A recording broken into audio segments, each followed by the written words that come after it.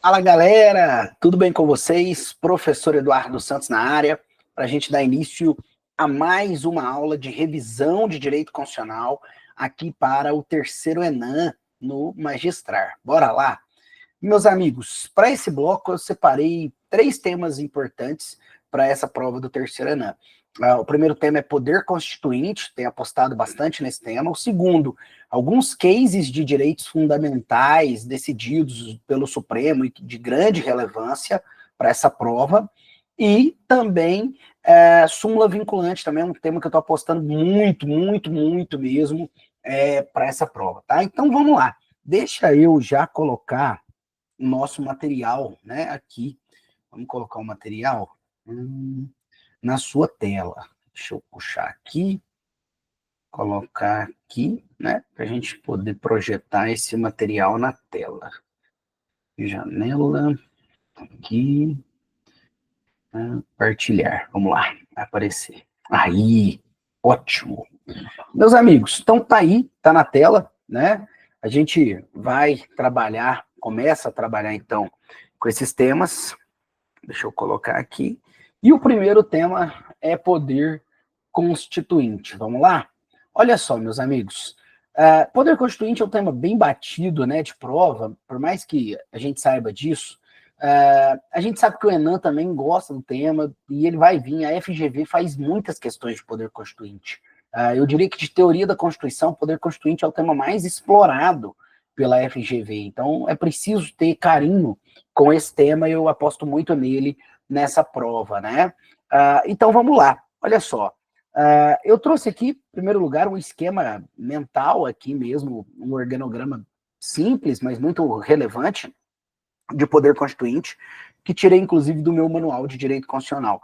E você tem aqui, olha só, um poder constituinte originário, que dá origem, que cria, né, que cria a Constituição, um poder derivado, né, que é um poder secundário, que foi constituído, colocado dentro da Constituição, constituído, né, colocado dentro da Constituição, e esse poder constituído, ele pode cumprir 2 funções. A primeira função seria modificar a Constituição, e a segunda seria complementar, né? Complementar.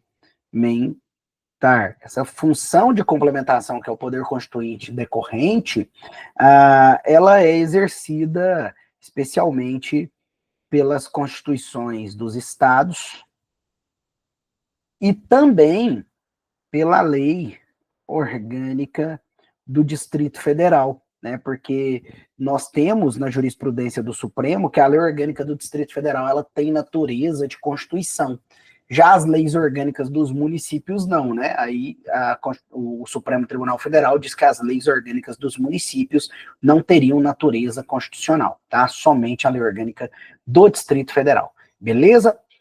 Maravilha, meus amigos. Bem, agora, lá na reforma constitucional, nós temos 2 poderes. O poder constituinte reformador, que está lá no artigo 60 da Constituição Federal, e que promove, né, as emendas à Constituição, e o poder constituinte revisor, que está no artigo 3º do ADCT, e que já foi exercido, né, que a previsão era que ele seria exercido 5 anos após a promulgação da Constituição, né, por sessão unicameral e maioria absoluta dos membros do Congresso Nacional. Isso já aconteceu lá, né, nos idos de 93, 94, então acabaram acontecendo ali as emendas de revisão, elas já passaram, já foram aprovadas, não se pode mais acionar o poder revisor, nem mesmo se pode alterar a Constituição para reformar o artigo 3º e colocar ali a possibilidade de mais uma revisão. Nem mesmo isso seria admitido, que seria a tese da dupla revisão, mas o STF já rechaçou, tá? Maravilha, meus amigos. Bem, tido essa visão geral, vamos aprofundar um pouquinho mais. A gente começa aprofundando, né, no poder constituinte originário. Poder constituinte originário, o que a gente precisa saber dele são, sobretudo, as características, né? A primeira característica é que ele é um poder inicial, ou seja, ele constitui e desconstitui, né, a Constituição. Por que isso? Constitui e desconstitui, né? Ele constitui a Constituição nova. A nova Constituição, ele constitui. Então, ele constitui a nova Constituição, o novo ordenamento jurídico, o Estado. Mas ele, por outro lado, desconstitui a Constituição anterior, né? Então ele vai romper com o ordenamento jurídico anterior. Tá? Então esse poder é inicial, porque ele dá início a uma nova ordem jurídica, mas ele também desconstitui a ordem anterior. Maravilha. Segunda característica, esse poder constituinte originário é ilimitado. E aqui nós precisamos fazer algumas observações importantes. Primeiro, para a doutrina clássica, tá, tradicional, o poder constituinte é ilimitado, ou seja, ele não tem limites de conteúdo. Ele poderia colocar na nova Constituição qualquer tipo de regra, qualquer tipo de norma jurídica. Poderia instituir a pena de morte, poderia colocar ali qualquer tipo de norma, né? Bem, não há um filtro de conteúdo para esse poder constituinte originário, né? Uma vez que ele seja ilimitado. Tá bom, essa é a resposta clássica, tradicional.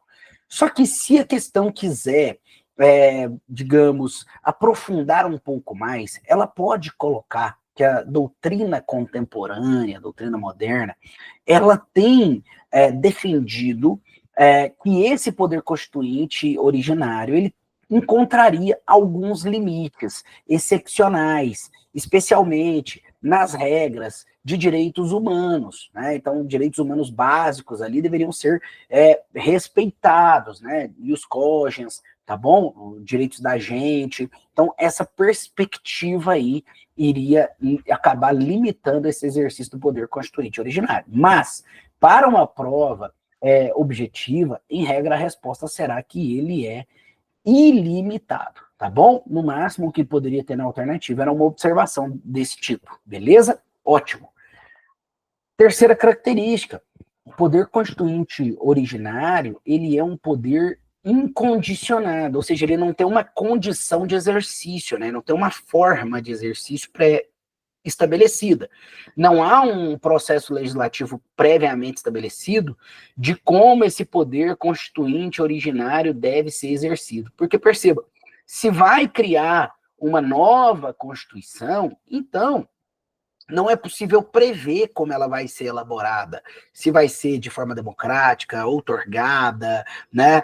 Como vai ser feito, caso seja democrática, como vai ser feita a votação para uma eventual Assembleia Constituinte. Então, não há essa previsão. E realmente não seria nem muito viável esse tipo de previsão, tá?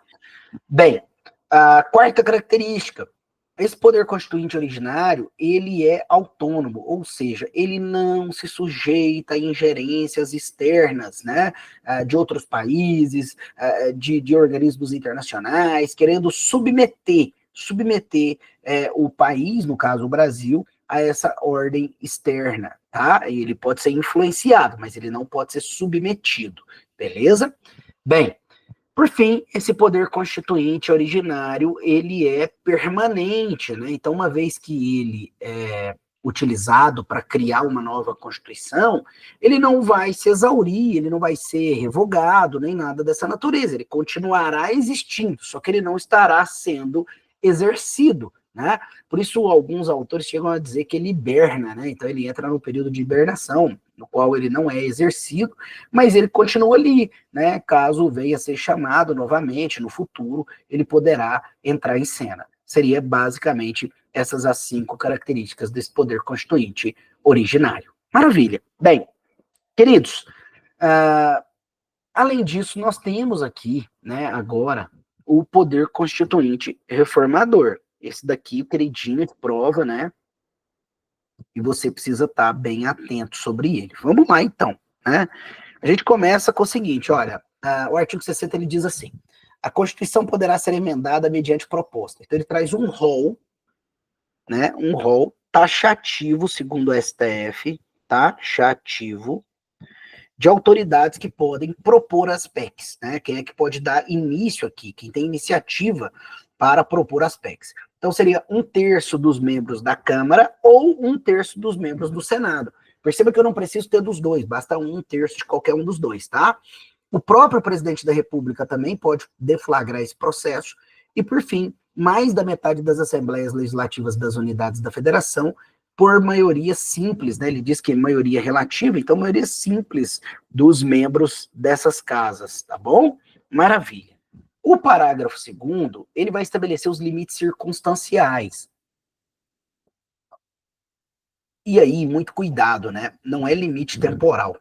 O poder constituinte reformador na Constituição de 88, ele não tem limite temporal, tá? O poder revisor tinha, o reformador não tem. Aqui é limite de circunstância mesmo, de acontecimento. Então, tem 3 acontecimentos que, quando eles estiverem ocorrendo, você não pode reformar a Constituição. Tá aqui. A Constituição não poderá ser emendada na vigência de intervenção federal, de estado de defesa ou de estado de sítio. Ponto. São esses 3 ocorrências. Tranquilo? Maravilha. Parágrafo 2º. A proposta será discutida. Então, aqui vem o processo legislativo, né? Eu tenho o limite formal de como isso deve ocorrer, né? E aí ele diz, discutida e votada em cada casa do Congresso Nacional, em 2 turnos. Vai ter que votar 2 vezes em cada casa, né? Considerando-se aprovada se obtiver em ambos 3/5 dos votos dos respectivos membros. Vai ter que votar 2 vezes em cada casa, em todas as votações. Vai ter que ter 3/5, né, dos votos dos respectivos membros, tá? Parágrafo 3º, né? A emenda à Constituição será promulgada pelas mesas da Câmara e do Senado. Cuidado, né? Porque ele diz mesas da Câmara e mesa do Senado. Ele não diz mesa do Congresso Nacional. Se trocar, fica errado, tá? Porque o Congresso tem uma mesa autônoma, com o respectivo número de ordem. Perceba também que ele diz que quem promulga é a Câmara dos Deputados e o Senado. E nós temos aqui de forma muito clara, então, que no processo de emendamento, o presidente da República, ele só pode propor a emenda, ele só pode propor a PEC, ele não vai participar da deliberação, ele não vai sancionar, ele não vai vetar, ele não vai promulgar e ele não vai publicar. Então a conclusão é essa, né? O presidente da República, ele não veta, não sanciona, não promulga e não publica emenda à Constituição. Diferente das leis, né, que ele participa desse processo, aqui ele não participa, tá? Parágrafo 4º. Me perdoa, estava esquecendo um detalhe importante sobre o parágrafo 2º. Veja, ele trouxe para a gente como seria a votação, né? 3/5, 2 vezes, cada casa, maravilha.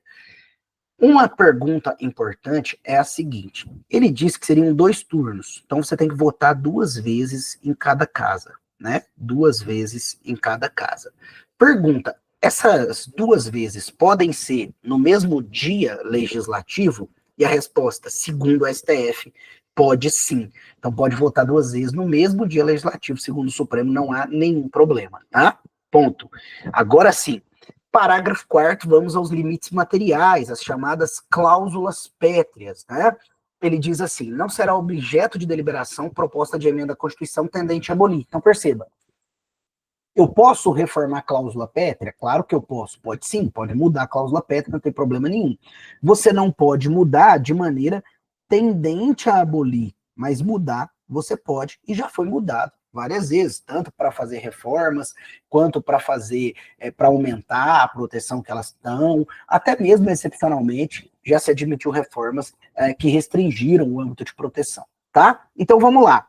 Quais são as cláusulas pétreas? Primeiro, a forma federativa de Estado, né? Então eu posso alterar a repartição de competências e outras questões que alteram, que intervêm na forma federativa de Estado? Pode, desde que isso não signifique, né, uma reforma de maneira tendente a abolir. Então já tive alterações de competências, né, da repartição de competências constitucionais, por exemplo, para dar, né, para deixar isso bem exemplificado. 2, não pode ser reformado de maneira tendente a abolir o voto direto, secreto, universal e periódico. Então isso aqui não pode ser retirado da Constituição.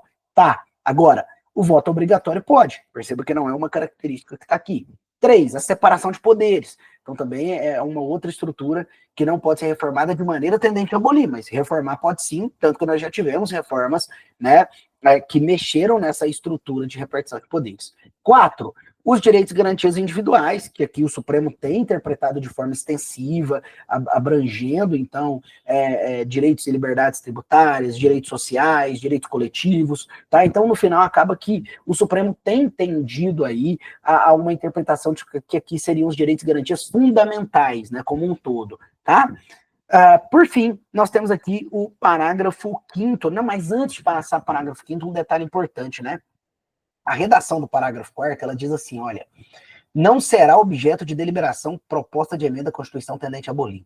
Veja, eu não posso nem deliberar, mas Eduardo, E se, por um acaso, lá na Câmara dos Deputados ou no Senado Federal, o pessoal estiver deliberando uma PEC dessas, uma PEC tendente a abolir uma cláusula pétrea, e aí, o que faz? Bem, aí nós temos um caso excepcional de controle de constitucionalidade judicial preventivo, porque o controle judicial é repressivo, como regra. Mas aqui nós temos uma das exceções, né? São só duas, né? O controle porque feriu as regras de devido processo legislativo, e o segundo, porque acabou ferindo aqui, né, alguma cláusula pétrea, tá? Então é possível que eu entre com uma ação para impedir que a deliberação continue. Que ação é essa e quem pode propor e onde ela deve ser proposta, né? É um mandado de segurança que deve ser proposto no Supremo Tribunal Federal, e quem pode propor esse mandado de segurança é o parlamentar da casa em que estiver a PEC.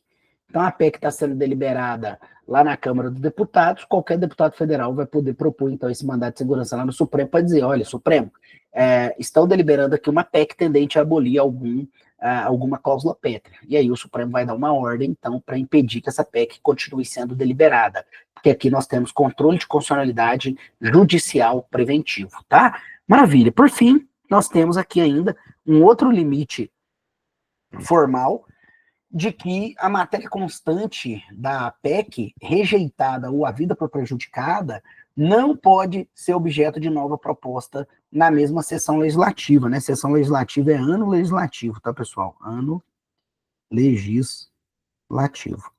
Então, não pode ser reproposta. Mas, Eduardo, e aquele negócio, se tiver maioria absoluta, não poderia ressuscitar aqui, aquilo só vale para projeto de lei, não vale para PEC, tá? Fica ligado nisso. Ótimo. Bem, mutação constitucional. Esse é um conceito que tem como fundamento o chamado poder constituinte difuso, que seria um poder atribuído aos tribunais constitucionais,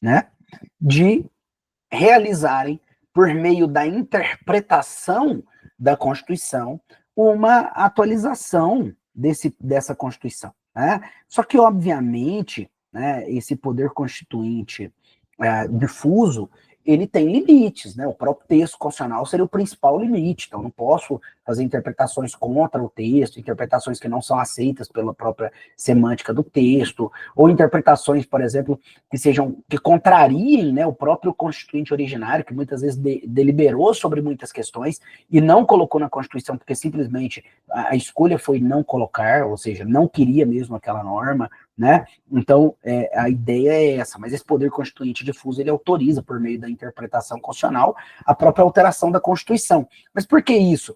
Por quê? Porque a Constituição, ela não é o texto, ela é o que eu interpreto do texto. Por quê? Porque a norma não é o texto, a norma é o que eu interpreto do texto, não é verdade? Se eu pego lá o matar alguém, pena 6 a 20 anos de reclusão, eu tenho ali claramente que o texto é matar alguém, pena 6 a 20 anos de reclusão, mas a norma é aquele mandamento deontológico que eu vou tirar da minha interpretação, ou seja, um mandamento de dever. Qual é o dever ali? É obrigatório matar alguém?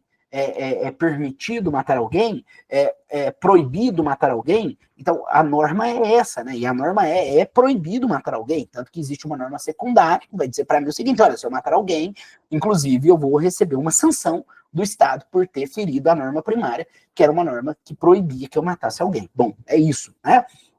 E dentro dessa perspectiva hermenêutica, o que eu tenho?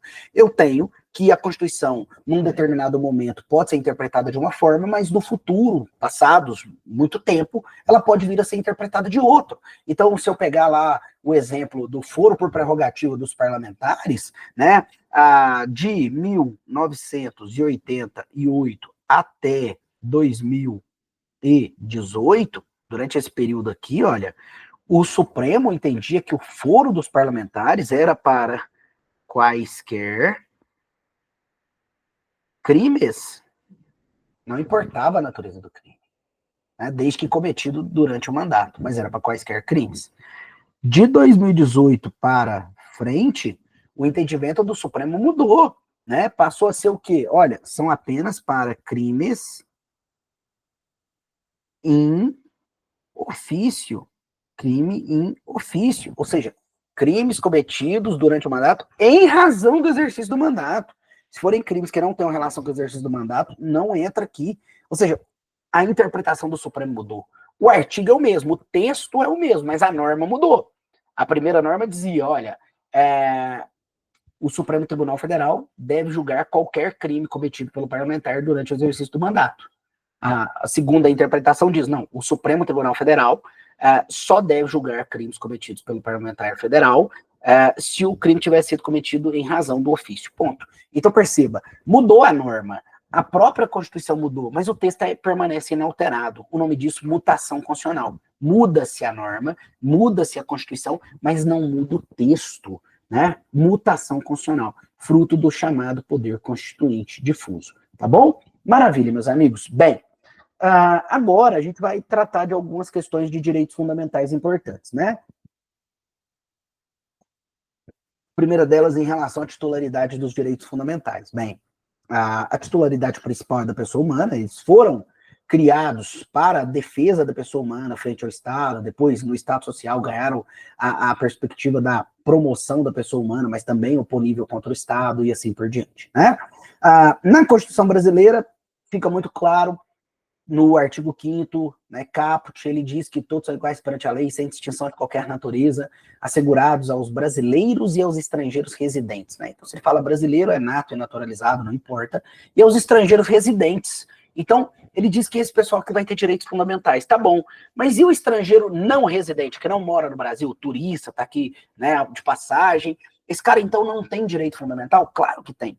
É óbvio que ele é titular de direitos fundamentais. Agora, esse estrangeiro não residente, ele vai ter os direitos compatíveis com a condição dele. Então, sei lá, foi atropelado na avenida lá, em Copacabana. Pô, o SUS vai atender? Com certeza, a ambulância vai pegar, vai levar para o hospital, ele vai ser atendido, beleza.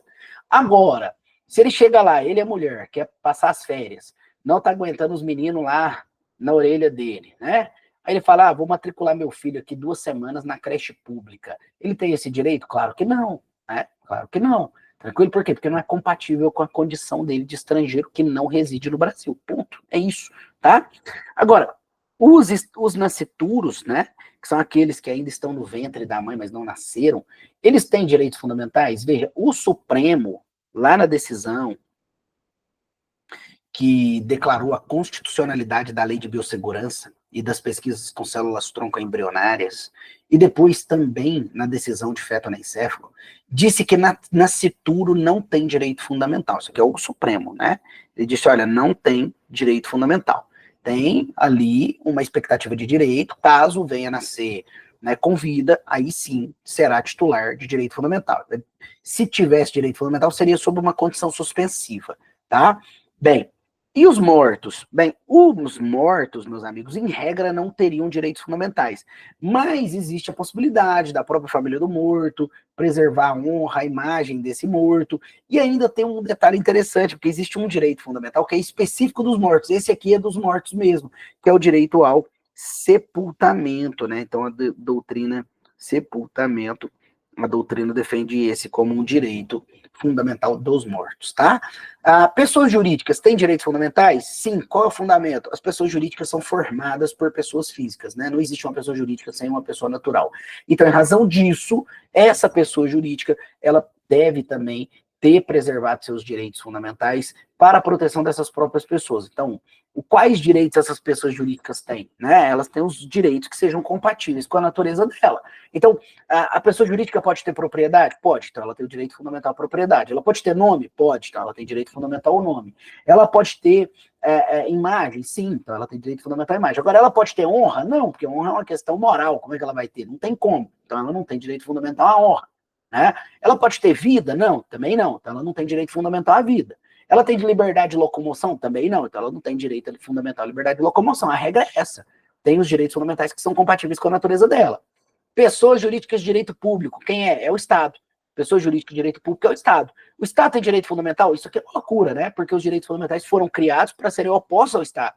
O próprio Estado titularizá-lo é uma coisa que parece absurda. E, em regra, realmente, o Estado não pode, não. Mas, excepcionalmente, ele tem alguns direitos fundamentais. Quais? Primeiro, as garantias processuais. Então, devido ao processo legal, contraditório, ampla defesa, etc., né? E também alguns remédios constitucionais na preservação de direitos fundamentais dos seus representados, né? Então, por exemplo, o município, ele tem a prerrogativa de entrar com mandado de segurança contra o Estado para assegurar o repasse de verbas que o Estado não está efetivando de acordo com a lei, né? Então, é uma questão excepcional para a defesa dos próprios munícipes, que são pessoas naturais e que, portanto, têm direitos fundamentais, tá? As pessoas jurídicas de direito público teriam direitos fundamentais contra particulares, porque uma coisa seria dizer que a pessoa jurídica de direito público tem direito fundamental numa relação entre eles, como no exemplo que eu dei do município contra o Estado. Mas dizer que uma pessoa jurídica de direito público, o Estado, tem direito fundamental contra particulares, gente, a regra é que ele não tem. A exceção seriam as garantias processuais, né? Então, as garantias processuais, ele permanece. Então, contraditória, ampla defesa, fundamentação das decisões, isso aqui ele tem. Tirando isso, ele não tem, não, tá? E animais? Bem, animais também não têm direitos fundamentais, porque animais não têm direito, porque animais são semoventes, né? E ainda que alçados a outra categoria, dificilmente poderiam ter direitos fundamentais, porque não são seres racionais, né? São muito inteligentes, têm uma série de habilidades, sencientes, etc., mas não são racionais, traduzindo. Não têm, né, autonomia existencial, autonomia moral, de fazer escolhas existenciais, escolhas morais, né, que diferiria, né, então aí, das demais espécies, eles não têm essa capacidade, dificilmente vão conseguir ser realçados aí, né, a essa categoria. E seria até, de uma certa forma, um tanto quanto banal. Mas não é assunto para isso, não vamos adentrar. Não tem, ponto. É isso, tá? Bem, limites dos direitos fundamentais, ou restrições dos direitos fundamentais. Bem, os direitos fundamentais são direitos relativos, né? A teoria do Robert Alexy, que é adotada no Brasil, Robert Alexy, que é adotada no Brasil, tá? Ela é a teoria adotada, a Suprema adota e tal, diz pra gente que os direitos fundamentais são relativos. Se eles são relativos, então, eles podem ser restringidos, né? Restringidos por lei, ou mesmo numa colisão entre direitos fundamentais de duas pessoas diferentes, um será restringido em razão do outro. Um vai prevalecer e o outro vai ceder, né? Mas também pode ser restringido por lei. Nossa, Eduardo, por lei, claro, o Código Penal mesmo restringe o direito fundamental à liberdade de locomoção. Você vai ter sua liberdade restringida porque você cometeu um crime, né? É assim. Então, mas isso aí é porque eu estou protegendo outro direito. Verdade. Para restringir um direito fundamental, obrigatoriamente você tem que estar protegendo o outro, resguardando o outro, senão você não pode. A lógica é essa. Seja por lei, seja na colisão. Nos dois casos, a restrição vai exigir, obrigatoriamente, tá? Ela vai exigir que você esteja protegendo, promovendo outro direito fundamental. Agora, essa restrição ou limitação, isso aqui é sinônimo, tá? Restrição, limitação é sinônimo. Ela pode ser feita de forma direta ou indireta. Direta é porque ela está no próprio texto da Constituição Federal. Indireta é porque ela está em lei. Só que ela está em lei, mas essa lei se baseia em um outro direito fundamental, né? Então, o Código Penal, quando cria lá a pena por crime de homicídio e restringe a liberdade, é para proteger o quê? A vida, que é um direito fundamental. Nos crimes contra o patrimônio, né, protegendo a propriedade privada, que é direito fundamental, está no caput do artigo 5º, e assim por diante, tá? Então, direitos ou bens fundamentais estarão sendo protegidos. Essa é a lógica, tá? Agora, essas restrições para proteger esses direitos fundamentais, elas podem ser feitas sempre, em qualquer medida, ou tem que seguir alguma lógica, alguma limitação, algum postulado hermenêutico, né? Com base na própria teoria do Alexy, né, nós temos o seguinte, olha, esses limites, essas restrições, elas também têm limites, né? Então, você pode restringir, mas existe um limite nessa restrição. Ou seja, limite das restrições, né? Poderia se falar assim, mas não, na teoria se fala limite dos limites. Então, a teoria dos limites, né? Ou seja, teoria que vai limitar essas restrições aos direitos fundamentais. Primeiro limite que tem que ser observado é formal. Eu preciso de lei. né? Não posso criar restrições sem lei. Segundo, material, né? Então, aqui tem questões de conteúdo. Primeiro, obediência ao princípio da não retroatividade. Qualquer restrição que eu crie é para frente, não dá para voltar e atingir casos anteriores. Segundo, né, respeito ao núcleo essencial do direito que está sendo restringido. Eu não posso criar restrições que firam o núcleo pétreo de nenhum direito. 3, exigência de clareza e precisão na hora de criar essa restrição. Não posso criar restrições que sejam, de certa forma, imprecisas, que ninguém consiga entender, ou que as pessoas tenham dificuldade de entender o que é aquela restrição ou como ela funcione, né? 4, as limitações têm que ser gerais e abstratas e não específicas, concretas, voltadas para uma pessoa que eu não gosto, imagine, alguma coisa dessa natureza. Tem que ser geral, abstrata, valer para todo mundo que se encaixe na situação.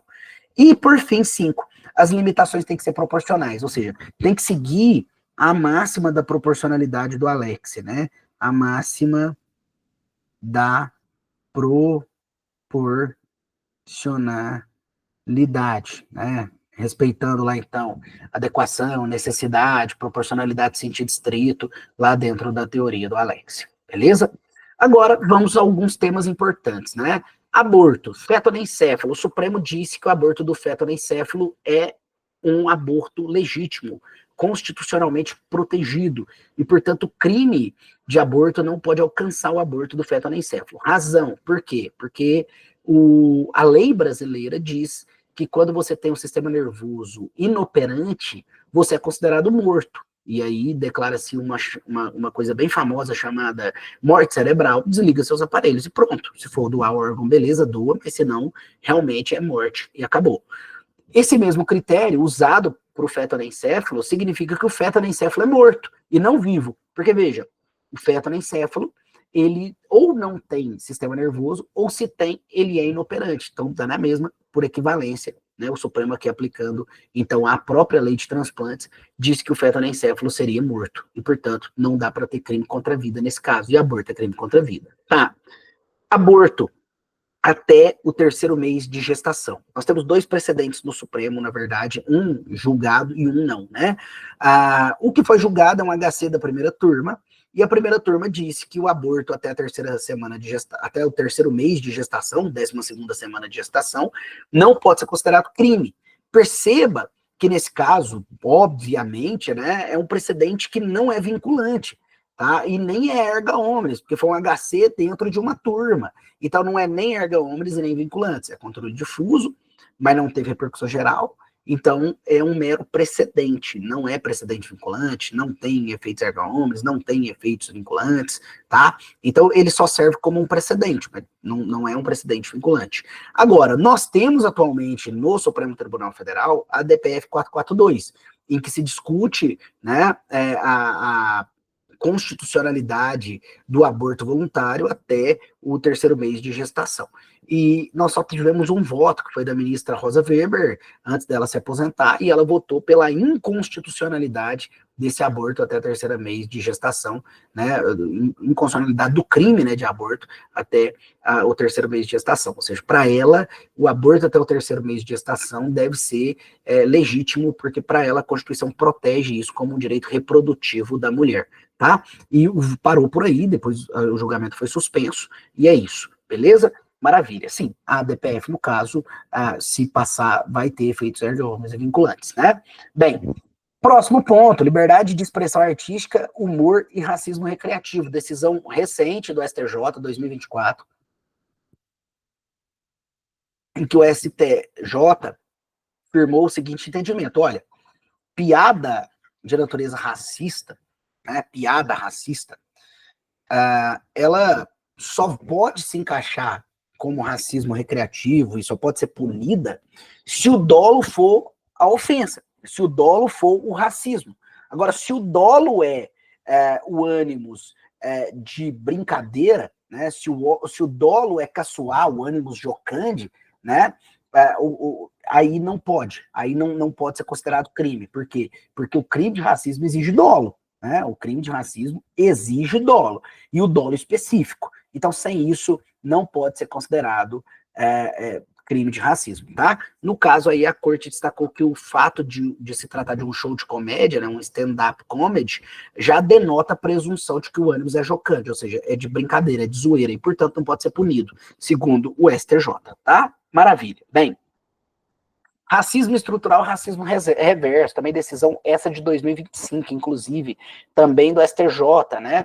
Para o STJ, o único racismo que existe é o estrutural. Não existe racismo se não for racismo estrutural, e, portanto, racismo reverso não existe. Ou seja, se você fizer uma piada ali com uma pessoa branca, pela cor da pele dela, chamar ela de crua, de azeda, ou qualquer coisa desse tipo, chamar ela de coisa, não tem problema. Se você chamar um cristão, também não tem problema. O que não existe para o STJ o racismo reverso, né? Para ele, só o racismo estrutural é racismo. Qualquer racismo contra maiorias não seria considerado racismo para o STJ, tá? Bem, a próxima decisão, recusa de transfusão sanguínea por testemunha de Jeová, né? Ou por qualquer outra religião, né? Motivo de crença religiosa ou filosófica. Basicamente é isso, tá? Nesse caso aqui, o STF deu duas decisões, as duas decisões são muito parelhas, muito na mesma linha, e a ideia é muito simples. Olha, se a pessoa, perceba que você tem aqui um conflito entre direitos fundamentais, né? De um lado, liberdade religiosa, escusa de consciência, e do outro, você tem o direito à vida, né? Porque se a pessoa não receber a transfusão, ela vai morrer. Ah, Eduardo, vai ter os casos em que a pessoa pode tomar um soro, pode tomar um soro. Não, aí é outro caso. Estou falando um caso que realmente a consequência pode ser a morte, tá? Beleza, nesses casos, o que o STJ afirmou? Afirmou o seguinte, olha, o entendimento é simples.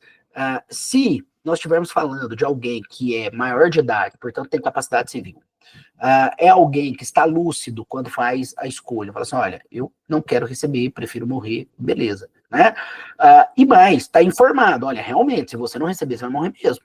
Então ele é maior, ele é lúcido, ele é capaz, ele está informado, beleza. Nesse caso, prevalece a liberdade religiosa. Agora, se ele não é maior, não vai prevalecer a liberdade religiosa, tá? Se ele não está lúcido, aí também não vai prevalecer. Se ele não está informado, também não vai prevalecer. Então, nesses outros casos, prevalece o direito à vida, tá certo? Essa foi a decisão do STF, tá? E aí, mais alguns detalhes, né? Especialmente dois detalhes. Primeiro, essa manifestação da vontade, ela pode ser feita de forma antecipada, por exemplo, num testamento genético. E segundo detalhe, no caso dos menores, os familiares, pai, mãe, não podem fazer a escolha pela criança. Não pode, tá?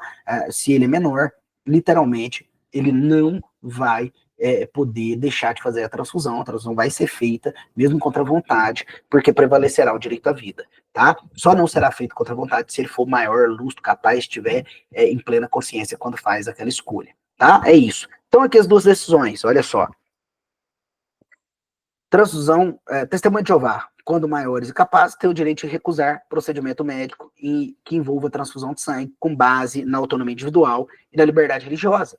Como consequência, em respeito ao direito à vida e à saúde, fazem jus a procedimentos alternativos, né, pelo SUS, podendo ser necessário recorrer a tratamento fora do domicílio. Ou seja, sendo possível tratamento alternativo, eles têm direito também. Segunda decisão, é permitido ao paciente, no gozo pleno, né, da sua capacidade civil, recusar-se a submeter a tratamento de saúde por motivos religiosos. A recusa a tratamento de saúde por razões religiosas é condicionado à decisão inequívoca, livre, informada e esclarecida do paciente, inclusive quanto veiculada por meio de diretivas antecipadas de vontade, testamento genético, por exemplo. 2.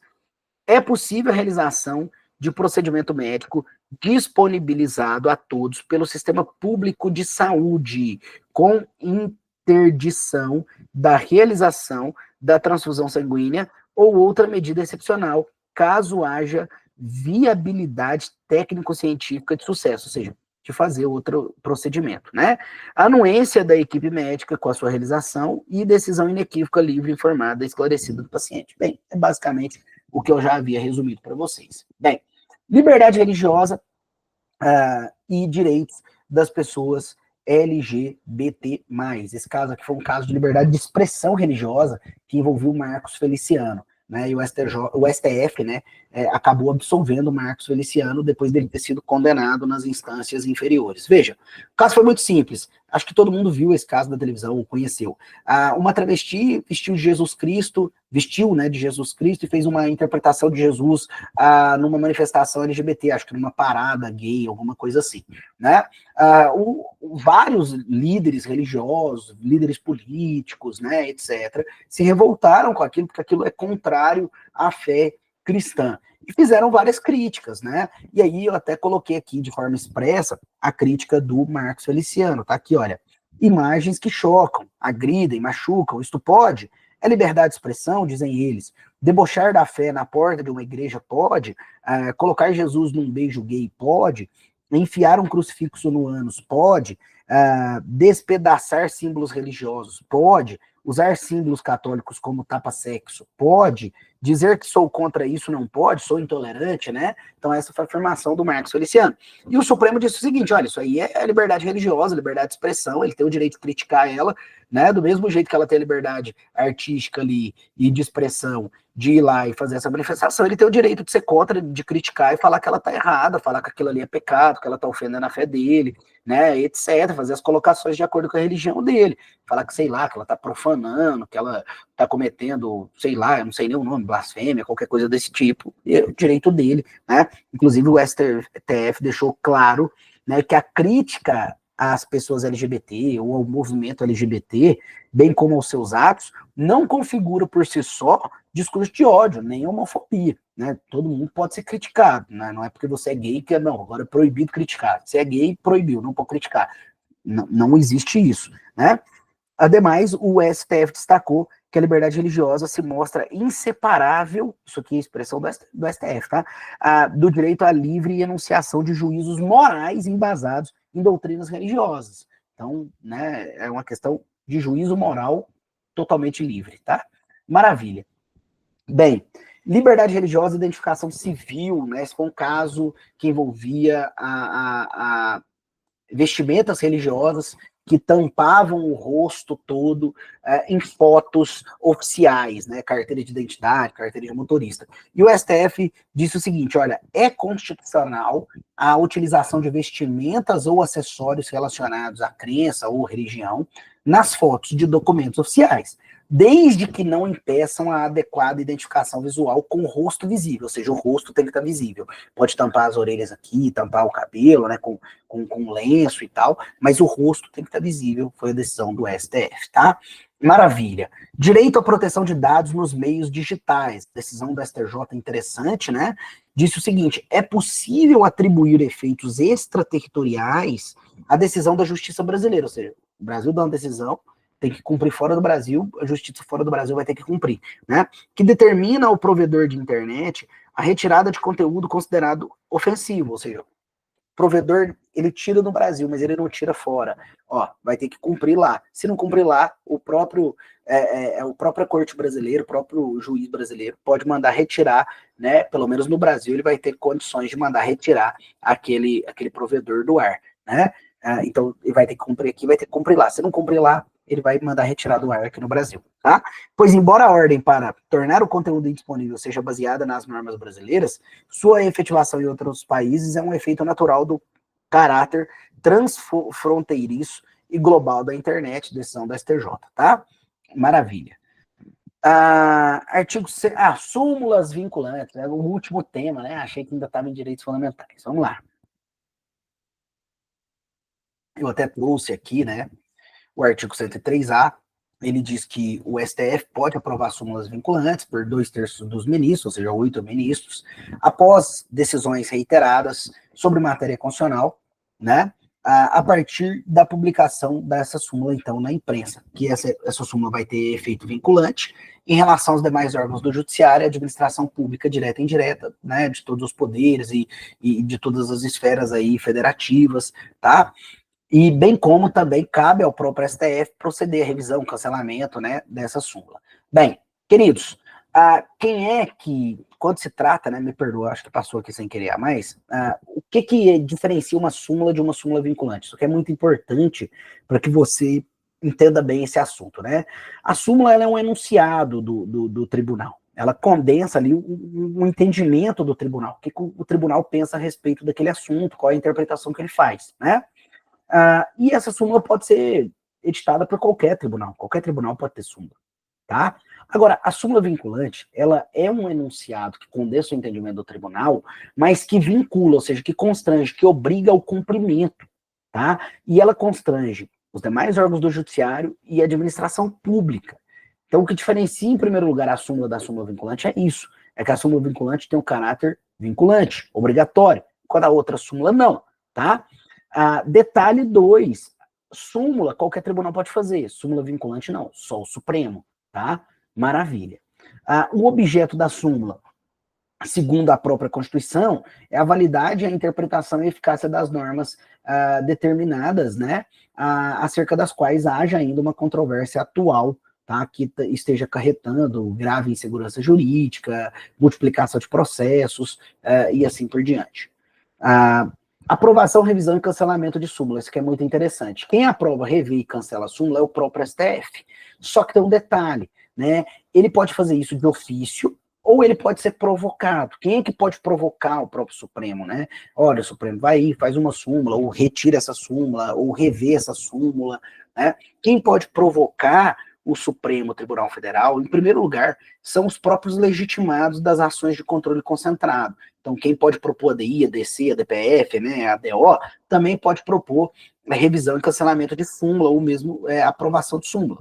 Óbvio que quem vai decidir se vai aprovar ou não é o STF, mas pode propor, tranquilo? E outros que estejam previstos na lei. Aí, por exemplo, você tem lá o Defensor Público Geral da União, né, na lei, mas esses que podem propor as ações de controle concentrado também podem propor, né, aprovação, revisão e cancelamento de súmula, tá? Agora, um outro detalhe extremamente importante é o seguinte, tá, se eu não concordo com uma súmula, eu faço um pedido de revisão, um pedido de cancelamento, isso é uma situação. Outra situação é quando a súmula não está sendo respeitada, a súmula está sendo desrespeitada, não estão cumprindo a súmula, estão decidindo em desconformidade com ela, a administração não está cumprindo. Nesses casos de descumprimento, o que eu vou fazer é propor uma reclamação constitucional no Supremo Tribunal Federal, direto no STF, tá? Não ingressa em nenhum outro órgão, a reclamação é direta no STF, meus amigos, beleza? Maravilha. Tá aí, olha, parágrafo 3º, do ato administrativo ou decisão judicial que contrariar a súmula aplicável ou que indevidamente aplicar, caberá reclamação ao STF, que, julgando a procedente, anulará o ato administrativo ou cassará a decisão judicial reclamada e determinará que outra seja proferida com ou sem a aplicação da súmula, conforme o caso, tá? Então, bem claro aqui o posicionamento do Supremo. Depois, para uma questão de efeitos dessa súmula, né? Quem é que fica vinculado por ela? Ficou muito claro ali que são os demais órgãos do Poder Judiciário e a administração pública, né? Quem não está vinculado, né? E aí a gente tem, olha, o próprio Supremo, né, não fica vinculado, porque ele pode rever e pode cancelar ela.